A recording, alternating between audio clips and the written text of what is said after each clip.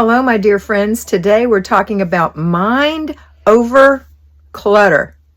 Not mind over matter, mind over clutter, which clutter is matter. So anyway, that means that you have to conquer the clutter in your mind. You cannot let clutter take you into control. You're in control of your clutter. So mind over clutter.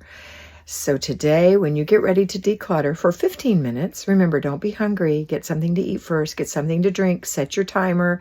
Get your containers. Throw away, put away, give away. Bag, box, basket.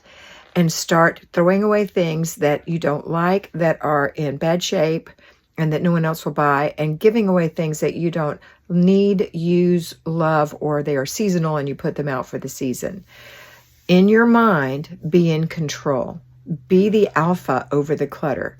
Say, you know what? This is just an inanimate object. This happens to be a thing that you put a phone in. But anyway, I dropped it on the floor. It's an inanimate object. And if I did give it away, it's not the end of the world. So today I want you to start thinking, do I have room for things? Now I actually use that. So I love it, need it, and use it. But if you don't, give it away. Make it a great day.